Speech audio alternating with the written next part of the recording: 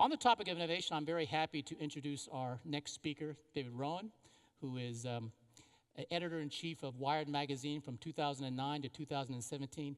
This guy at dinner, he's got an amazing Rolodex. He is so connected to all the movers and shakers of the venture world, people at Google, founders of WhatsApp, LinkedIn, Xiaomi, et cetera. So I'm looking forward to hearing his thoughts on the topic.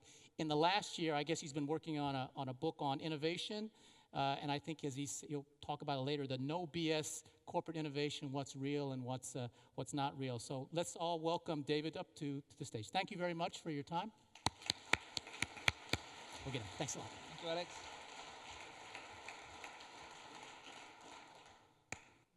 Good morning. Very nice to be here. Thank you, Alex. So I am from the world of question asking. I travel a lot, 125 flights in the last year to try and understand what's happening in the startup clusters in the research labs. So I set up in the UK a magazine that tries to understand where the world is going, not just in tech and science, but in business models, in architecture and design. And I'm going to disappoint you because you're probably expecting me to present all the cool stuff I saw at the Consumer Electronics Show in Las Vegas in January, but this was the only cool thing at the Consumer Electronics Show in January. Instead, I'm going to talk about if you're running a big, incumbent, successful organization, why the reality is changing fast, and what maybe you can do about it. So we all see stories of these very, very well-funded companies like Boston Dynamics raise hundreds of millions of dollars, make these multi-million-dollar, very clever robots. Google bought them and sold them to SoftBank. And then I go to ETH University in Zurich, and there's a bunch of students there who are making a very low-cost competitor. This is called the Annie bot. A bunch of 20-somethings for a few $1,000s hack this together. They give it thermal imaging cameras so it can go and do search and rescue if there's a natural disaster. So there's no guarantee that raising hundreds of millions of dollars is going to give you the edge. So we've all seen the hype for Magic Leap, a company that's raised $2.3 billion in VC. It hasn't released its mixed reality glasses yet, just these very hyped movies. So maybe they're spending the money genetically modifying elephants to make them small and fly. I was in Tel Aviv a couple of months ago, and I saw a company that doesn't hype itself. In fact, this is everything you can find out about it on its website. It's called iWay, and they, again, put these sorts of glasses on me that had eye tracking, that used lasers to fire ahead of me what was being projected, and it was a very compelling experience. And this is a company that's just raised a few $1 million. So the barriers to entry are collapsing, and the competition to the big, well-funded organization is everywhere. And I guess the one thing I'm noticing all the time is there's an acceleration, whether you're in food manufacturing, whether you're in media, whether you're in hardware manufacturing, because the threats are coming from everywhere, and the cost of entry, when you can use cloud services, when you can go to an ICO or a crowdfund rather than VC, again, that's collapsing. So there were some brilliant presentations yesterday about the automotive industry and what happens when the machine gets smarter, and we're just at the beginning of this. Again, it's like a microcosm of what's happening. It's not just the big companies that are going to win this. I'm seeing startups. This is a 22-year-old who, Austin Russell, got into Stanford, I think, at 16. Then Peter Thiel pays him $100,000 to drop out of Stanford. He starts a competitor to Velodyne that's making the LiDAR. His company, Luminar, again, making a very, very high granular definition, low-cost LiDAR that sees everything around a car. He's one of a bunch of these small, not too hugely funded companies that are using small teams of hybrid engineers, scientists, to come up with new ways of doing things. He may not be the one, but everywhere it's working. And I guess when innovation is being sent to the edge, you never kind of know what's going to happen. When there are autonomous vehicles, why shouldn't there be the autonomous grocery store? This is Wheelies. It's a company operating in Shanghai.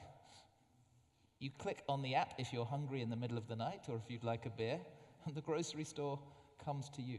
Again, thousands of experiments. Most of them are not going to work. A few of them are going to change people's behavior. So the conversation has been a lot about the smart machine.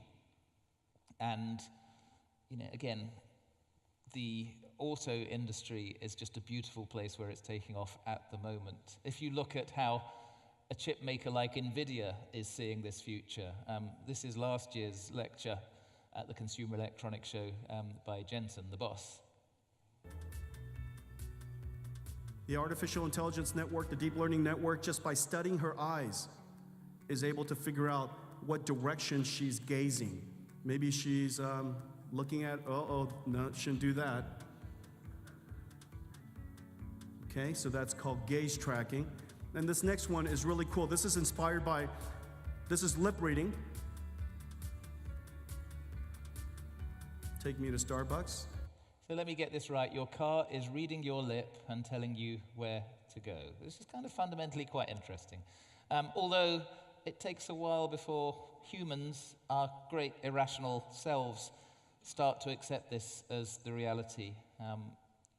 There's a guy called Bill Rimmer who put his mother in his Tesla and set it to autonomous mode, and it was a bit weird for her at first.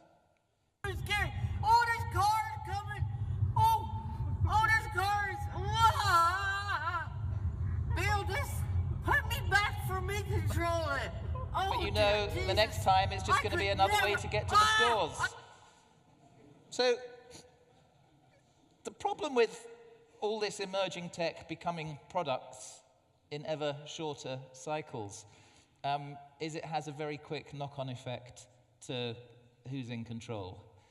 So this is the homepage of a bank, HSBC, that's been annotated by CB Insights to show for every link on the homepage some of the startups that are trying to eat the lunch of that bank. Everything from foreign currency transactions, insurance, financial planning. And I can show you a similar slide for all sorts of other industries, for delivery, for food manufacturing, for media. And we're reaching the era in which the inflection curve of that exponential curve is starting to pay big dividends. And, we are all very familiar with Moore's law, the idea that something that was very expensive, after it goes through that curve, becomes more or less free. But this is now hitting not just IT, it's hitting all sorts of things. The falling cost of solar energy on the left.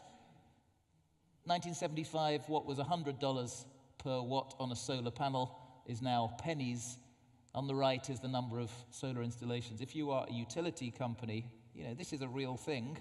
What happens to the utility company when the community can trade with itself any excess solar energy? Again, exponential drop in price of the battery, which kind of makes an electric car pretty feasible. Again, per kilowatt hour, it was in 2010 for $1,000 battery. Now heading towards $70. And this is hitting biology, the falling cost of sequencing a person on a logarithmic scale, the green curve falling more quickly than Moore's law, the straight line. So 16, 17 years ago, it was $100 million to sequence a person. Now, $100, soon the price of a cup of coffee. This is kind of changing the reality everywhere. And even Illumina, which has become the incumbent in gene sequencing, is being challenged by this British company, Oxford Nanopore, that makes a $1,000 USB-powered gene sequencer. Put a drop of blood in it. Wherever you are, it will tell you in 10 minutes what you have. So I guess I'm interested in stuff that seems impossible today, but at some stage soon will be the norm. This was impossible in the 1990s. 1994, Microsoft launches a research project to teach the network to understand the human voice. The first year completely failed. 5 years ago, they got it down to about a quarter failure. Then last year, they said it was as good as a person. And I don't know if you heard at the Google I.O.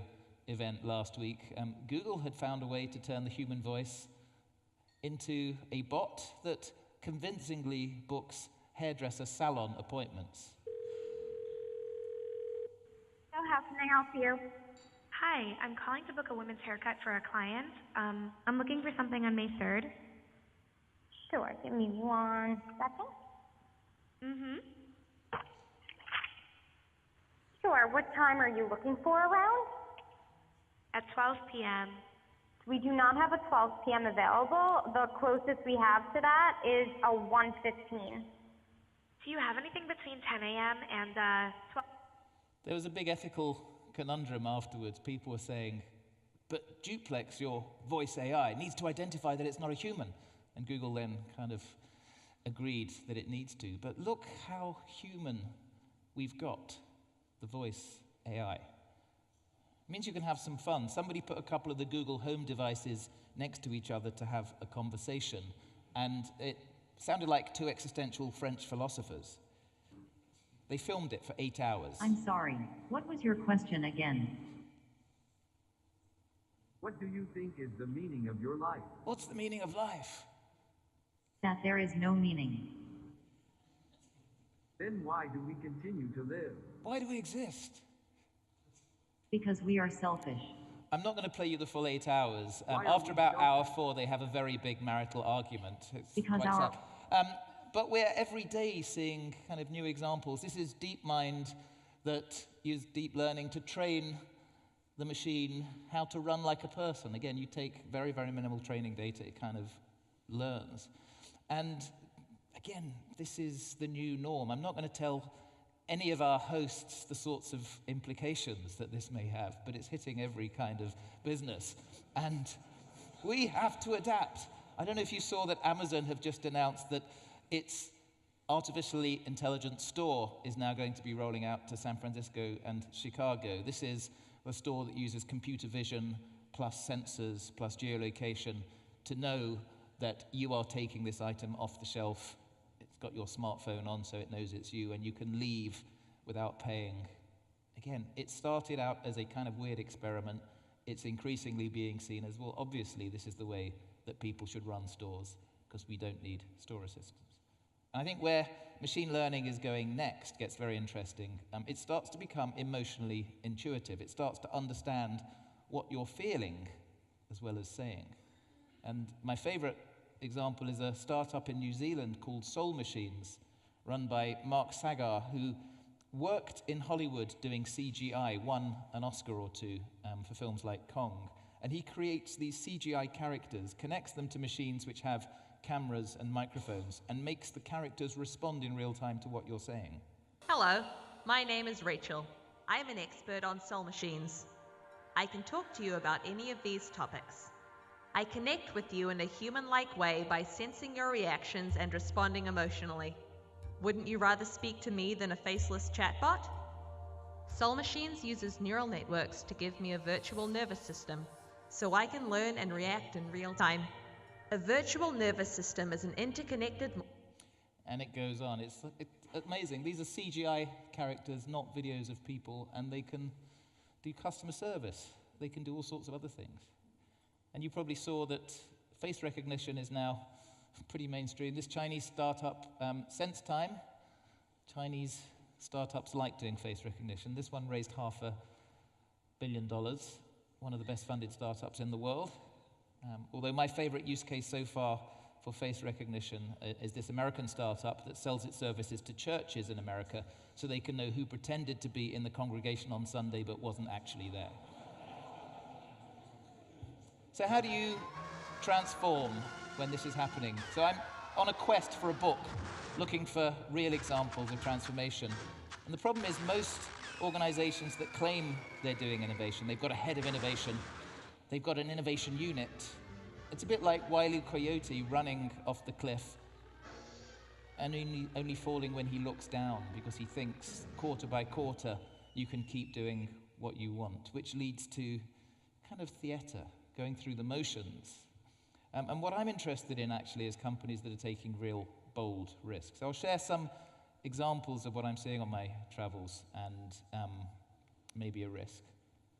And I guess the first thing I'm saying is it's really hard, but if you can get the leadership together and say, we thought we were this kind of business, but actually we're going to reframe the value. Australia's airline made a record loss in 2012. They realized airlines are not a great business. You don't control your main cost of oil. You're competing against the low-cost carriers. A lot of the revenue is going to the online travel brokers. How is it going to survive? It had one asset. Based around trust, it had built a loyalty program that was more than just a loyalty program. People loved it, they trusted it. The Qantas points were like a second currency in Australia. You earn and spend them when you go to the supermarket, when you go to restaurants. So they decided they were going to build all sorts of new businesses around the loyalty program.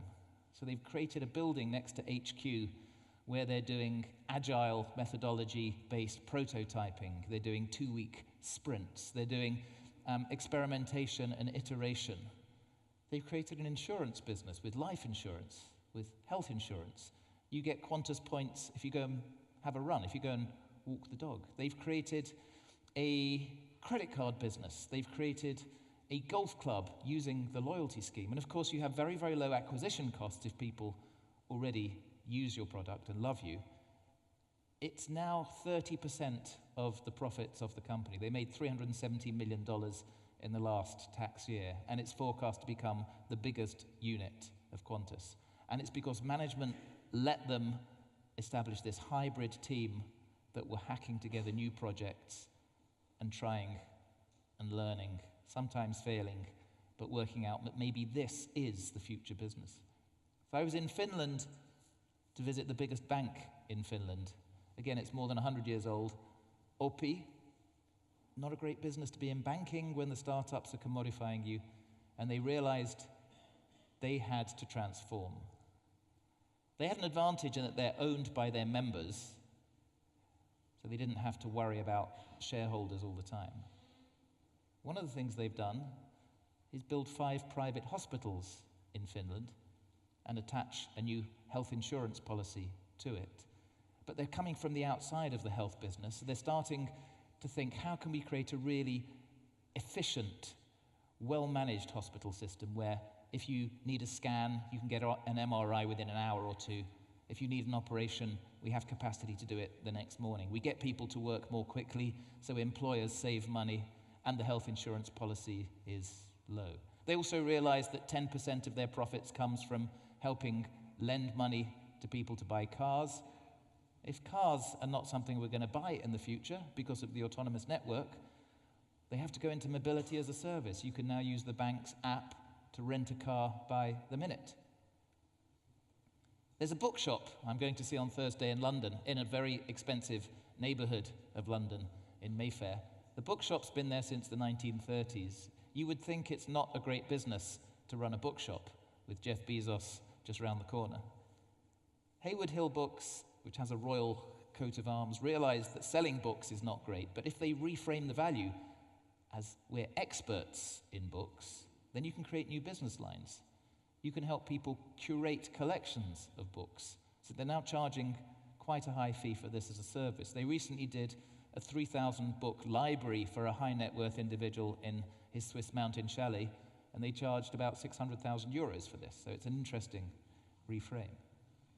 So another thing I'm seeing is leaderships realizing that maybe they shouldn't be the ones making all the decisions. You may play a game called Clash of Clans produced by Supercell in Finland, one of the biggest games companies in Europe. This is Ilkka, the CEO of Supercell. He says, I want to be the world's least powerful CEO. My teams are divided into cells, which is the name of the company, and I want these teams of 15 people to feel complete creative autonomy to develop new characters, new narratives, test them. If they work, we may introduce them. If they don't work, well, we have a meeting for everybody every Friday, and we toast with champagne our failures, so we learn it. So I was in Google X on Monday last week, and went to see the company that's building, Waymo, which is a pretty substantial company. They're doing very ambitious things with Google Loon, trying to use stratospheric balloons to provide internet access. They're making kites that use the wind to generate energy. And what I'm really fascinated by there is how they create a culture where people can do very, very, very, very bold, as they call them, moonshots, and step back when it's not going to be good enough. And this is the head of the unit. His name is Astro Teller. His business card calls him Captain of Moonshots, and he really does wear his rollerblades when he's talking to you. He's really obsessed with how you create the conditions for people to experiment, be motivated, and then stop if it's not working. So when they start a new project, they have kill criteria, because they want to optimize resources, people's time as well as money. And so if something is not going super well, they give you a financial bonus to kill it. They were working on a project to take seawater and turn it into energy that could power shipping engines. The kill criteria were, if this becomes any more expensive than the gas at the pump, then it's not going to work. And it worked brilliantly when oil was at $100, and then oil falls to $40, and they kill the project. So they had some failures. You know, Google Glass didn't really work as a consumer proposition. It was a bit too hyped.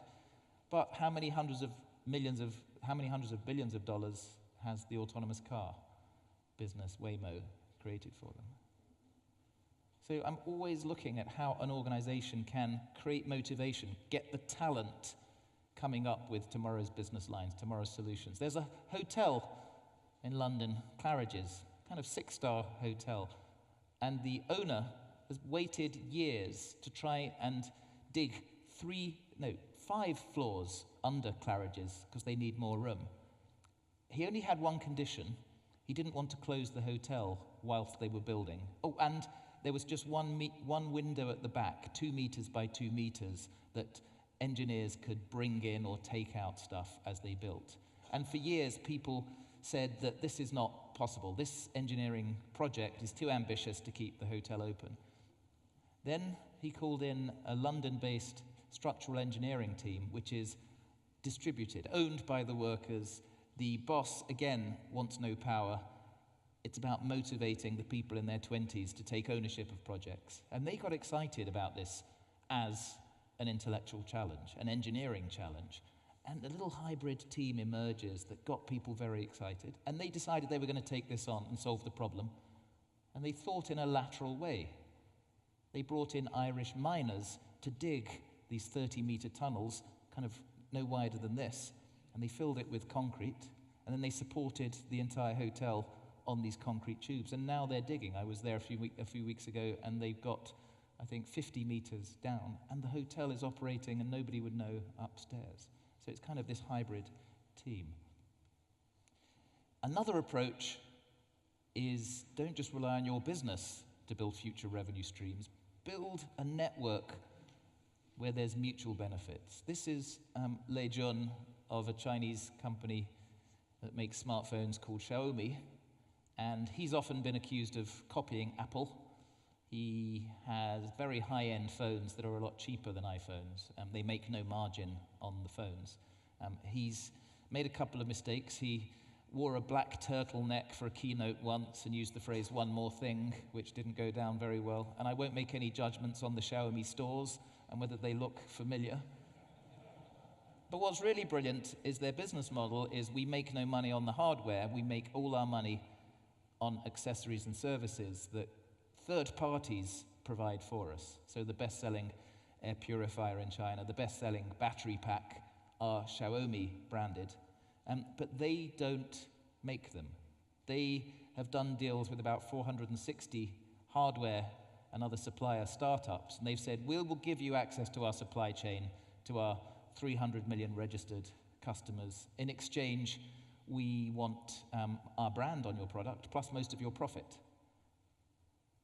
And that's basically keeping them going. They're about to do a very big IPO. I asked the guy running this team why you don't make the hardware yourself. You're a manufacturing company. He said, well, at the time we have 8,000 people in the company. If we were making the accessories, we'd have 20,000 people. We'd never make decisions. Plus, these guys have to survive every day on the street by knowing what the customer wants today, not yesterday. We don't have that benefit. So we put Legion on the cover of Wired, actually, and said it's time to copy China. So building an ecosystem starts to be interesting, even for whole countries. So this is Kaspar Koljas, who runs the e-residency program in Estonia. This is Tallinn. He had this bright idea that this country of 1.3 million people, with a hostile neighbor called Russia to the right, could reinvent what a sovereign nation is by getting rid of its borders. So now you, anybody else, can apply online to be an e-resident of Estonia. Short questionnaire, €100 fee, and once you're an e-resident, you don't physically have to go to Estonia. You can start a business that trades inside the Eurozone, a proper business. They've got good tax incentives. And he's saying when we get to 10 million e-residents, we might do away with income tax in Estonia. We'll go into a subscription model instead. They'll all pay €100. We want to be an app store on which other governments offer services to our e-residents. We're even going to do a crypto coin so other people can invest in the Estonian economy. So it kind of redefines what a sovereign nation is in a competitive world. So for some companies, it's really hard to change the thinking. I'm seeing interesting work where companies are bringing in talent from other places. Here's another nation that's a legacy business, the United Arab Emirates. They know that their main business line is not going to last for that long. I was there a few weeks ago and had a meeting with this gentleman who is the Minister for Artificial Intelligence.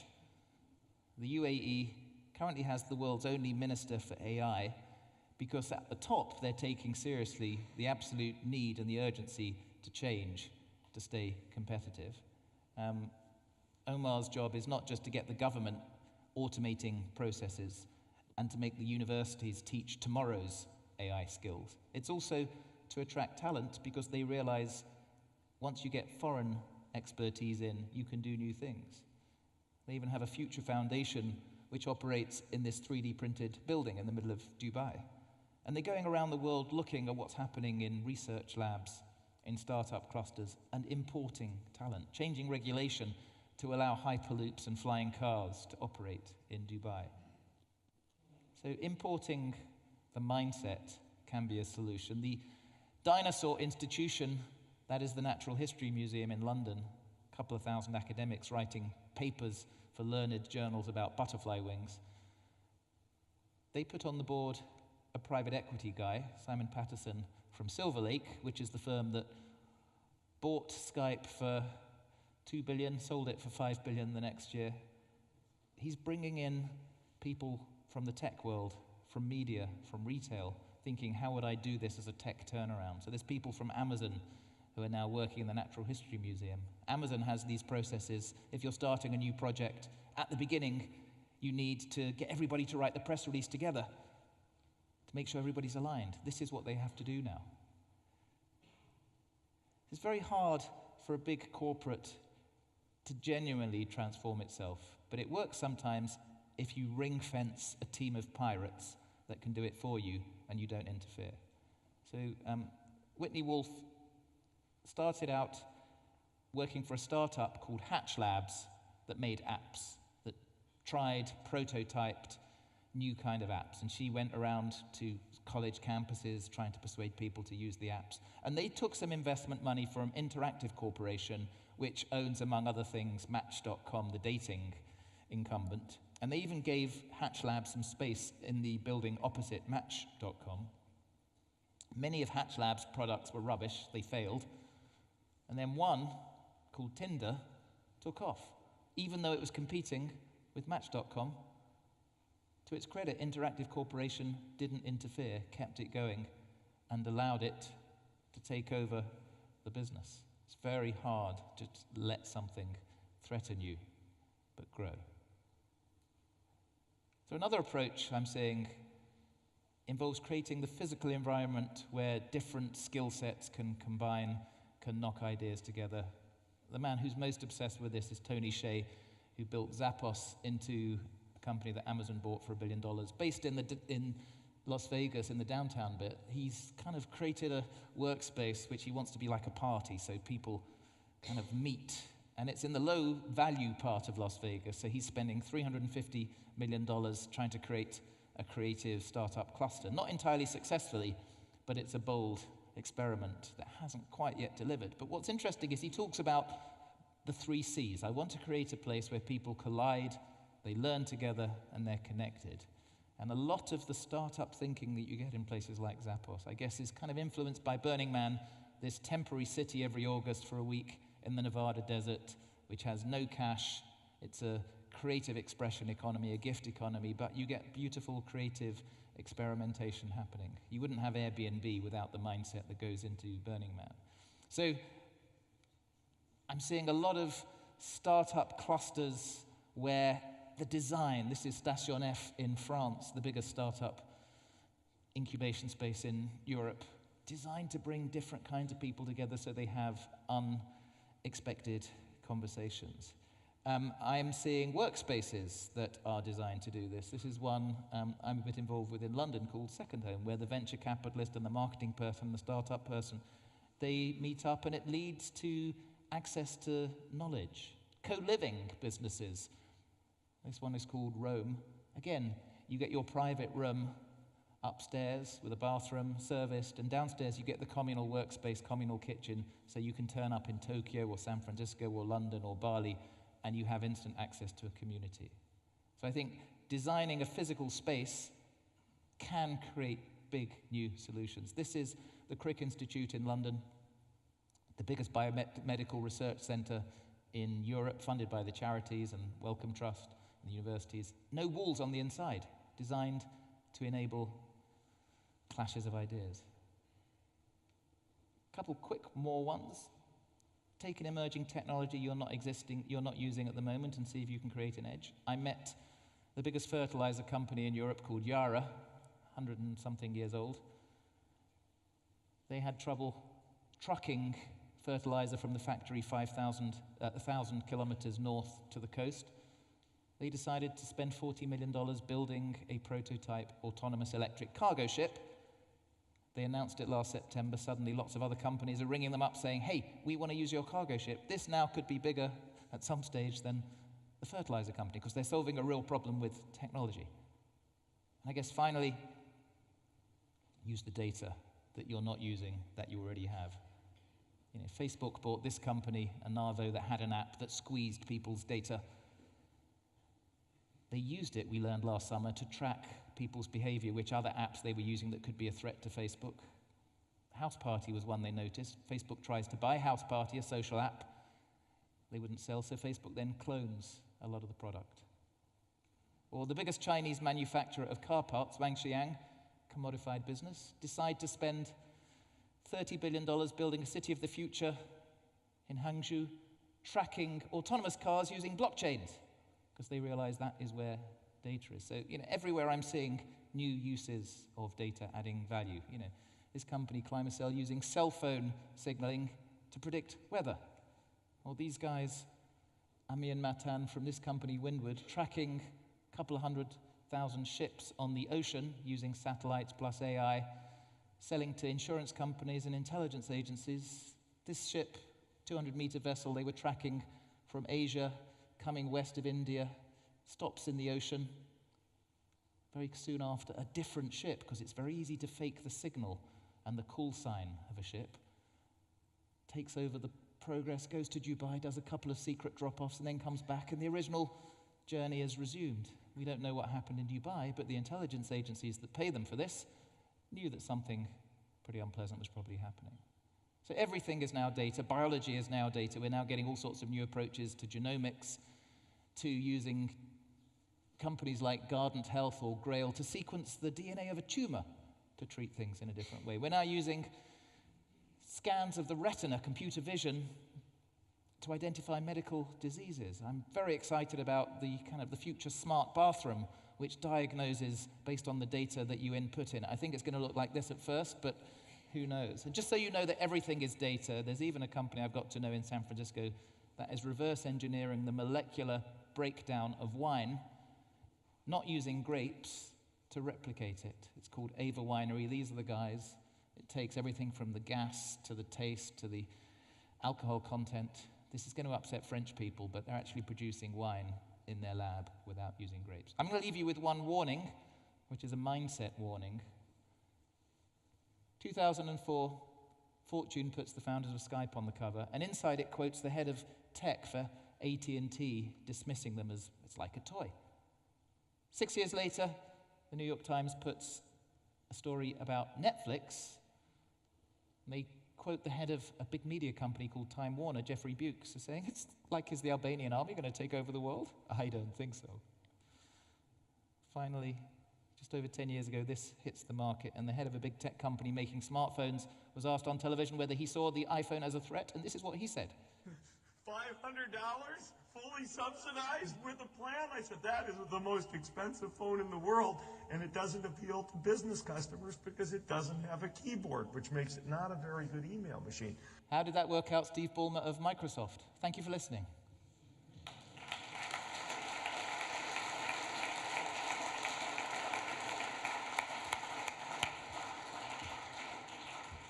Thank you, David. Michael. This was truly inspiring. Great insights, fantastic examples. I have a lot of questions, but I would like to give the audience the opportunity to ask questions to you. Who likes to ask the question to David?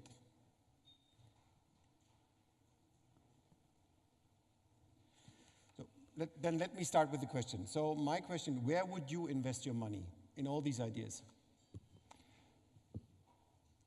There's a commodification of manufacturing, of building software. The hard thing to find is the talent that has tomorrow's skills. So if you can access teams of data scientists, of neuroscientists with some machine learning talent, I do that because their skills can be amplified very quickly in industry. So I've just put some money into a London-based team that is sourcing data scientists at universities and putting through a 3-month training session and then giving them work experience inside big companies to work on real problems. It's called ASI, Data Science. So now something like 10% of postgrads doing data studies apply. And what's brilliant is they're now using these people to develop software tools that data scientists really need. Yeah, interesting. When you have this discussion with CEOs, yep. And what is their takeaway? What are the questions they're asking you? What is it more about having the best idea? Is it more about how to get this thing done? What is it? So it's kind of binary. So there's quite a lot of CEOs who realize the urgency of change and have the authority of the board, of the shareholders, to make bold changes. And it's often easier when you're not listed on a stock exchange, when you have a family business that backs you, when you have a collective, a cooperative like OPI in Finland. It has to come from the top, and you have to create a culture that enables people to try and experiment. The second type of CEO is in denial about how quickly this needs to happen and is focusing more on short-term demands of the market. And I see a lot of wasted money and energy in creating the accelerator, the hack day, the investment in a few token startups. And I think that signaling is not enough because the business journals are full of case studies of organizations that made products and services for last year's demands. How would you describe these kind of CEOs that are really driving the disruption, like the Qantas case you just highlighted? Is this kind of situation where a new guy comes in, looks at it, brings broad outside-in perspectives, and then has a can-do attitude? What is the characteristic of these kind of CEOs that are driving disruptions? They're pirates, and they have enormous self-confidence. Alan Joyce, the CEO of Qantas, who is leading the transition, was brought in originally to set up Qantas's own low-cost airline. So at the time, there were challengers, especially Virgin Australia, hitting the bottom line. And Qantas thought, right, we can't let this go. We have to compete. But we're going to create our own internal business called Jetstar, but we're going to give it an independent culture. We're going to set it up in a different city in Melbourne, and we're going to give the guy running it, Alan Joyce, freedom to make decisions that are unpopular in the parent company. And it became a big success story. And because the company, the parent company, left it alone, it's now one of the biggest contributors to their net revenues every year. And I guess the lesson from that is don't smother your babies. Allow your babies to grow and to develop their own character and their own strengths. And don't be scared if the baby becomes more powerful than the parent. Thank you very much. David. Michael. Great presentation. Thank you.